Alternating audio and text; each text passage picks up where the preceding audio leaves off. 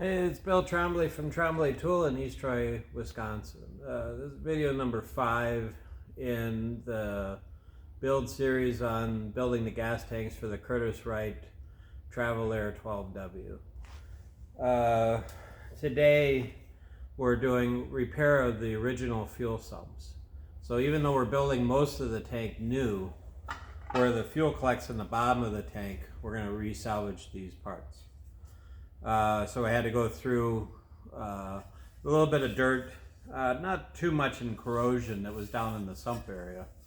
So sandblasted them. I know some of you guys are thinking, well, you sandblast it, you're going to stretch it, and you're right. So I have a regulator, so I turned down the pressure very far, or as low as I could go to get the cabinet to work. But also too, I'm making the opening that this goes into. If I slightly ever so stretch this, you're not going to notice the difference. I'm not even stretching this like in inches. I'm stretching this, maybe 50 thousandths or something. So technically this would sit down ever so slightly more than before. But having it where the contaminant is removed is what's most important. Because we had 3 tanks, we removed all 3 sumps to try to find the best of the lot. This gives you an example of how dirty and contaminated these sumps were. You gotta remember these tanks were built in the 30s, and then they had been sitting in storage for a long time. So you can see the corrosion down here in the bottom and the general poor condition of it. This was the worst one of the lot. So we're not even going to use it. And you can see the ugly welds that were put on here. These things have been repaired. They've all seen their day on it. So what this video is about, though, is the aspect of doing welding. In welding and aluminum. A number of people that won't even try it. That's why we ended up with some of the projects that we actually have in our shop. Is they came out of other shops that might do car work or something like that, and because they only work in steel, the guys won't even try aluminum, which works out well for us. So on here, this sump in particular, and that's why I started this video, is it had a crack at the back of the sump and a crack in the front. Both sides of it. This one had some weld up in here that was a weld repair, and it had 0 penetration to it. So I just took a screwdriver and just went underneath it and pushed up on it and just popped the weld off. It's common to see people grow timid, right? And they're fearful with aluminum of melting a hole through it.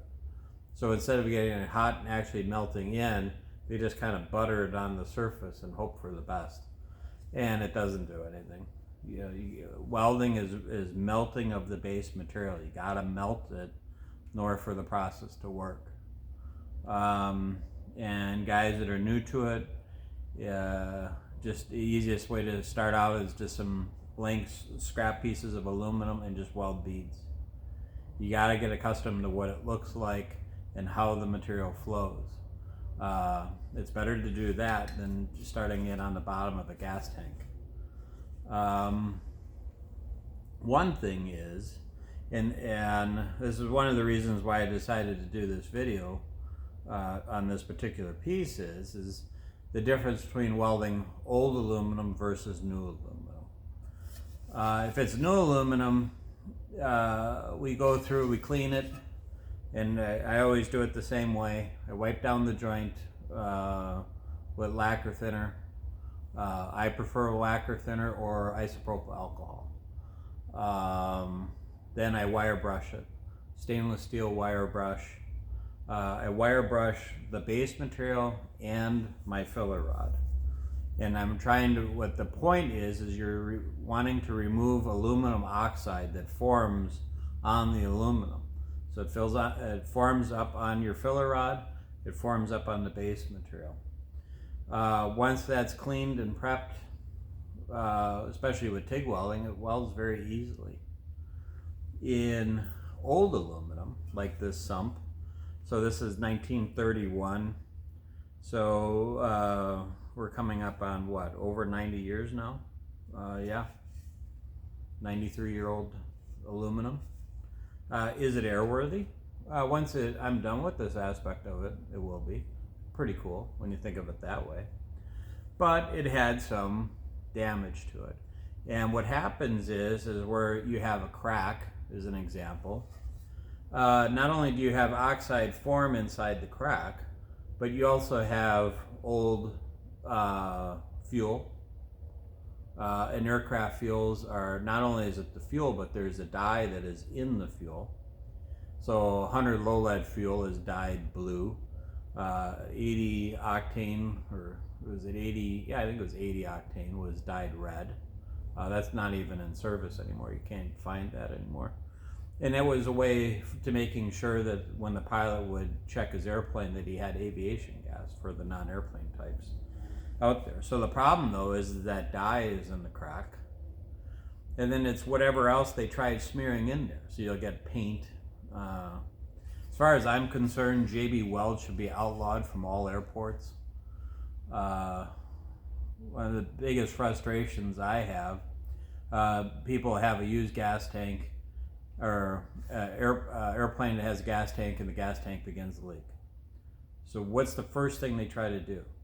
They'll put JB Weld on it.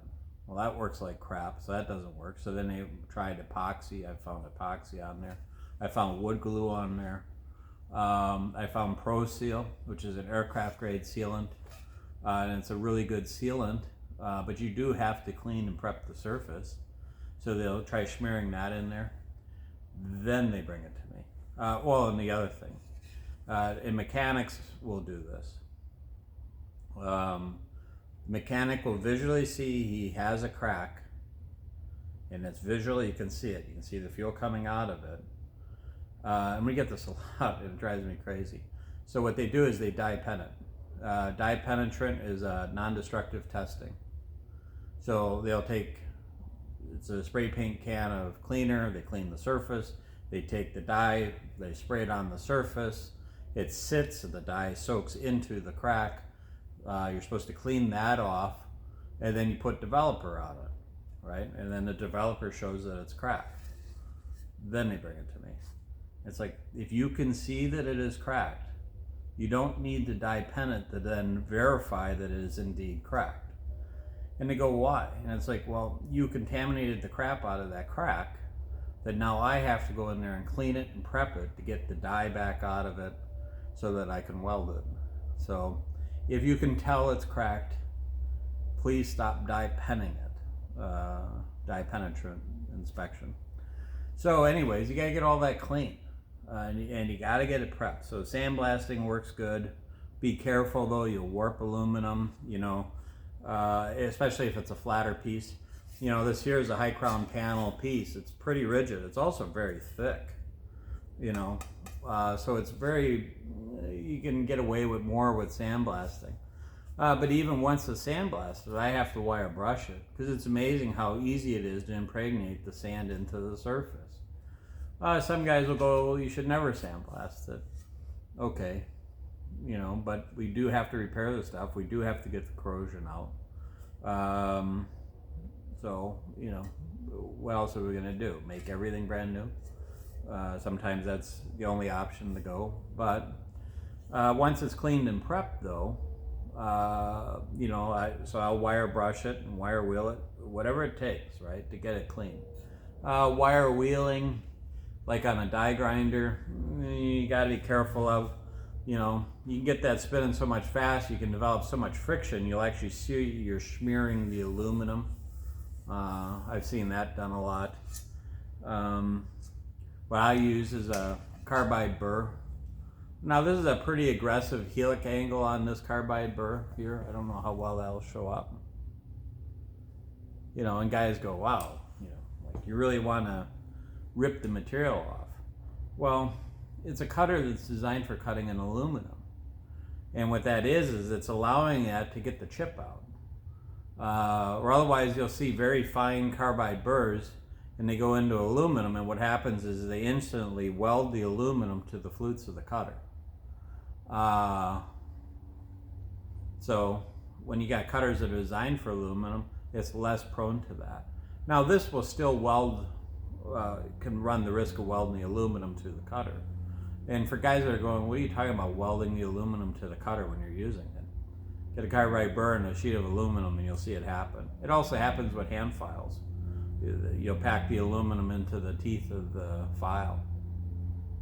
The best way to prevent it is Bo-Lube or any kind of a cutting lubricant. Bo-Lube I like. I find that I can weld after having Bo-Lube on there, and it doesn't really contaminate the joint, which is nice. And it'll prevent that aluminum from packing and welding itself into the cutter.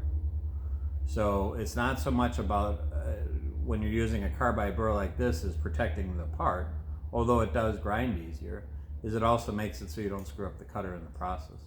I think a lot of these cutters get thrown out because they get so packed up with aluminum that people don't know what to do with them other than to throw them away. So what'll happen though is no matter how clean I get this and prepped, is when I weld, the first weld will always, and I left it intentionally dirty so you guys could see it, will always look like this. At least for me. I've never had it where it did not leave the black soot. And that's not from me dipping a tungsten. You can see it here as well. So what that is in the crack or in the void that is the issue is you have oxide development and then foreign debris, whether it's paint or the sealant or the dye penetrant or whatever is in there. Well, when you go to weld, you have that molten aluminum there, and it takes that contaminant and floats it to the surface. And you'll actually see it as this black layer of debris. Even when you're TIG welding, you'll see that you have a very wetted out surface of molten aluminum with this black slug of crap floating in the weld. No matter what you do, you can't get it to go away. So the process is, instead of trying to continue to weld and stir it and trying to draw it to the edge or whatever you could come up with, the best thing to do is just stop. Stop welding and then take a burr, a carbide burr, a grinder, sanding disc to a certain extent. But even if I was using like a sanding disc on a die grinder, I would still use Bo-Lube, or otherwise you'll just load up the sanding disc. And you grind the weld off. Sometimes I'll grind almost the weld that I just put on away. I'll grind a fair amount of it off. And what I'm doing is the contaminant that floated to the top of the weld, I'm grinding that off, and now it is being removed from the surface. Clean prep, and I weld a second time. And when I do that, my quality of my weld will go up pretty damn good. If I see any imperfection in the surface, I stop the process, I regrind the weld, and then usually by my third go around, it will weld completely clean.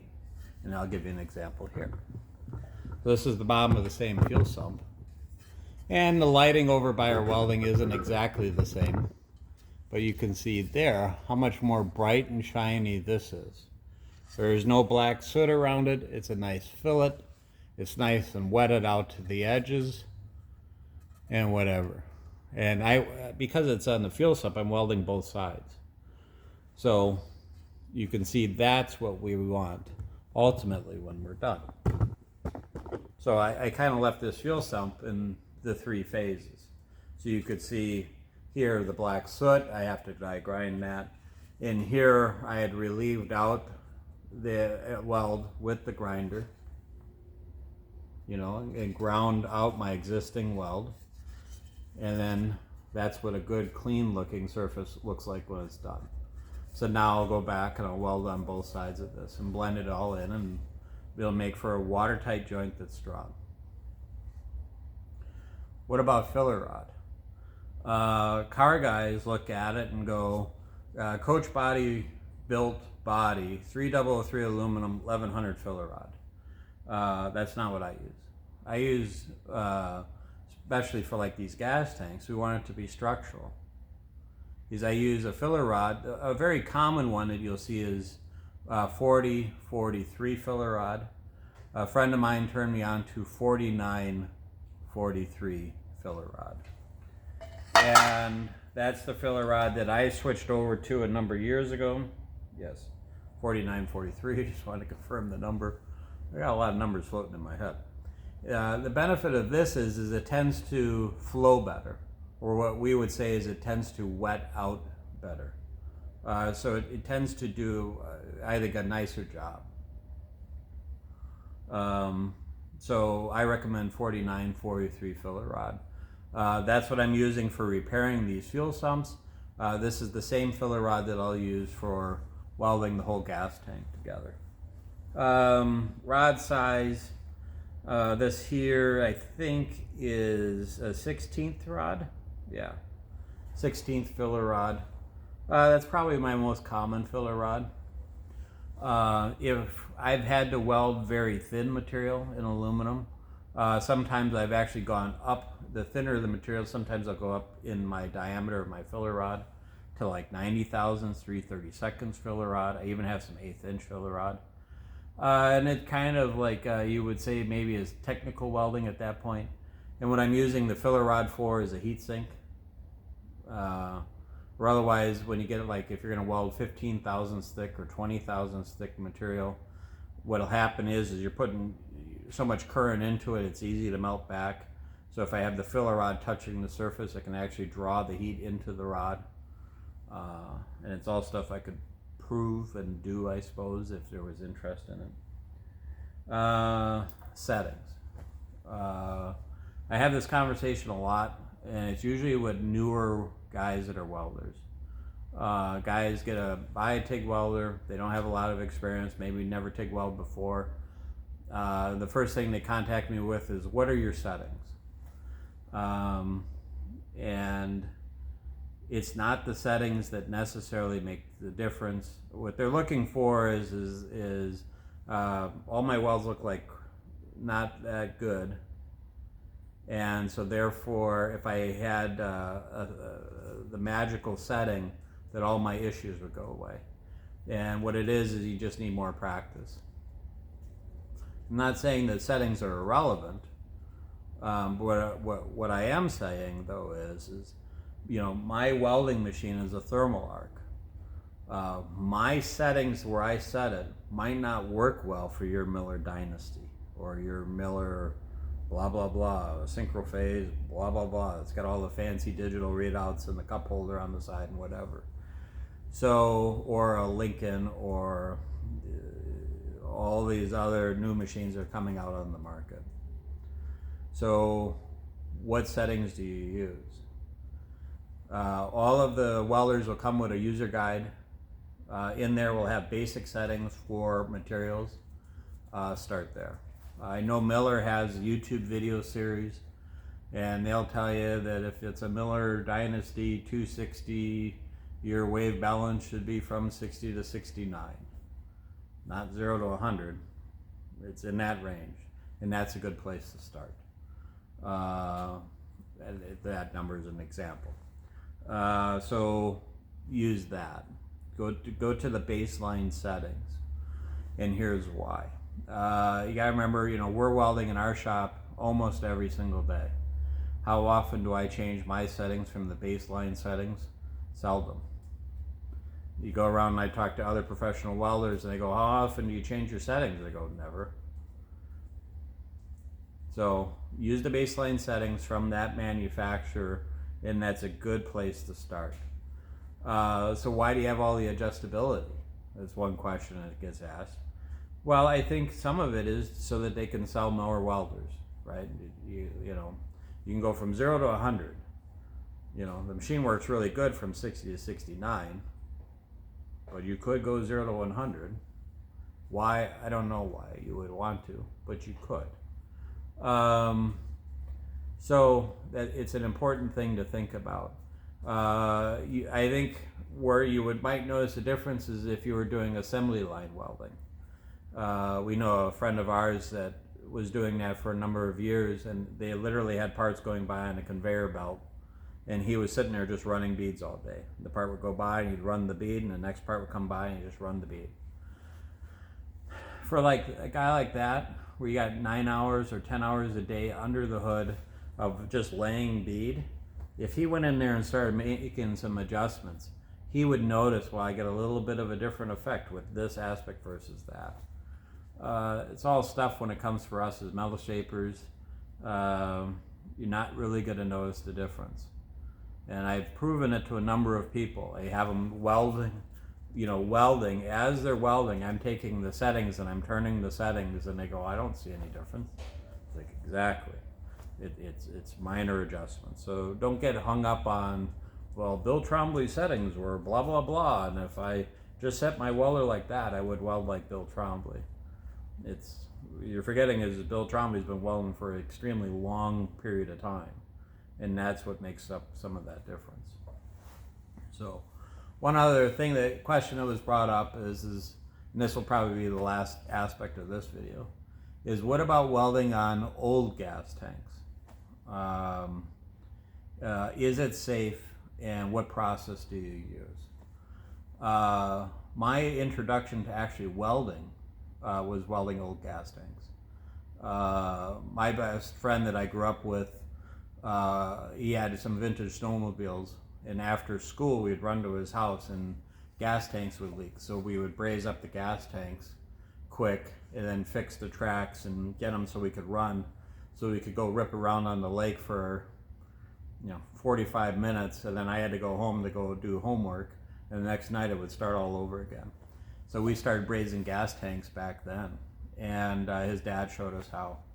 And that's how that process, we use a lot of what that process actually is to this day. A local friend of mine also was a welder in the U.S. Air Force, and I had talked to him about how he cleans tanks. And so what I'm going to show you or describe to you is the process that is both what was done in the Air Force and then actually what we learned 30 some odd years ago. So what we always did was, if any of the tank fittings, we removed all of the fittings. It's very important that you do that. You want it so that the tank is vented as far as possible. Obviously you want to shine a flashlight in there to make sure that you have all of the fuel removed, which I guess now in this day of age, I gotta state. You would think that would be obvious. And then we always washed them out with Dawn dish soap and Simple Green. There's a aircraft approved Simple Green that prevents corrosion, or it doesn't prevent corrosion but doesn't cause corrosion. And fill them up with water, and you'll actually see oil slick film on the water as it comes up and then it starts flowing over. And we would continue to do that until that runs clean. And we continue to wash the tank until you can no longer smell the fuel. And once it was that clean, we set, basically, you got 30 minutes to weld it. And then if you went past the 30 minutes, we would start over again. If you smell the fuel, you got to keep washing it and rinsing it. And you're flooding the water through it, right? Circulating the water to get it clean. If you can't smell it, then you're good to go. I recently had a tank. It was off of Briggs & Stratton engine. It was on a generator. It's actually my same friend gave me that generator. And when I went to weld that tank, it actually ignited. And this is the reason why you have all of the fittings out of the tank, is it had no place for the expanding gas to compress. So it just blew out through all of the holes. And what was the issue on that tank was I washed it and washed it and washed it and washed it, and I could not smell anything. But Briggs & Stratton actually puts foam inside the tank, and it was in the fuel sump area in a very small spot, which I found after I put a bore scope in it to be able to see. And that was enough to hold some of the fumes. So the reason for the fittings is that being out is it allowed that expanding gas to just blow out through the openings and not blow up in your face. So it's a very critical thing to be mindful of. So make sure that you wash and clean and prep the tanks. When we're done with the tanks, and it doesn't matter whether I make a brand new tank or I'm repairing a tank, I fill the tank with 100% water. I plug all the openings, and I fill the tank to the top with water, and then we charge it with an air compressor with 3 to 5 psi of air. That's 3 pounds of air pressure, and we check for leaks. We always fill the tank with water and compress it with air. And the reason why is water is non-compressible. If you just hook up an air compressor to it and you charge it with an air compressor, air is compressible, and now you're building a bomb. And it's a very dangerous thing to do. So with the water being in there, what will happen is if the seam was to let go, it would just go, the seam would just open and it would just go blah, and the pressure would drop off and nothing would come of it. So always top off your tanks full of water before you ever apply air pressure to it.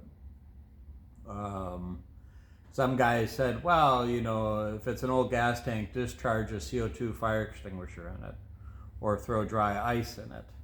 Well, dry ice is CO2. It's just in a solid version of it instead of a gas. I don't do that for 2 reasons. One, I'm not convinced enough that you're not evacuating the fuel source, which is the fumes. The other thing is you are welding it, and you are now having CO2 present on the backside of your weld joint, and it'll weld like crap. To prove that, hook up a bottle of CO2 from your MIG welder, which I think is CO2. I'd have to look at mine, to a TIG welder, and try welding with it. It doesn't weld, doesn't work, and that's because it's the wrong gas. So, you know, with aluminum, we're going through all this effort to try to make the joint clean and prepped and everything else. And this is true in steel as well. You should be getting that joint clean, and like if it's a steel gas tank. No rust, no contaminant, no sealant, no paint, you know, and then a weld, so it's a nice bright, nice bright shiny surface of steel, and you weld it. Well, if you have that gas on the backside, it's a contaminating gas. So we use argon shielding gas. You want the argon to be in there. So using dry ice or CO2 fire extinguisher and all this stuff, wash it, prep it, go through those number of steps. I had a tip tank for a Lockheed T-33 jet come in. That tip tank was actually built out of 3003 aluminum. That tip tank, I think, held 250 gallons of Jet A. Tank was immense. I mean, here on the shop floor, I'd like to say it's 12 feet long and probably 30 inches in diameter. That tank we filled all the way to the top of water, and it took a while because we wanted to make sure that the tank was evacuated of any possible jet fuel. We found all the leaks, we marked them. In that, instead of running the water all the way back down and emptying the tank, I ran the water down so it was 4 inches below the surface of where I was welding, once I was sure it was in a weldable state. And then I did all my TIG weld repairs on it. And then that way I could put the water back in it, and I only had to fill in, 20 gallons of water instead of 250 gallons of water, I think it was. They're big tanks. You don't realize how big some airplane jet fuel tanks are until they're sitting here in the shop. So be safe. If you're not comfortable welding gas tanks, don't weld them. It's as simple as that. Send them out to professional shops, guys that have experience doing weld repairs on fuel tanks that are used fuel tanks. And then if you do any welds, whether you're building new tanks or used tanks, pressure test them, but make sure they're full to the top with water before you apply any air pressure to it, so that way you don't have a pipe bomb in your hand. And be careful. You are playing with something that has a lot of energy potential in a gas tank if you had a fuel in there that ignites. So I hope it makes sense. But that was one of the questions that popped up in the comment section.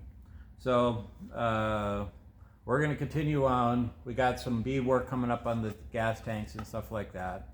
So, and we'll keep going from there. So any questions, post it down below. Like, subscribe, tell all your friends, and thanks for watching. Bye.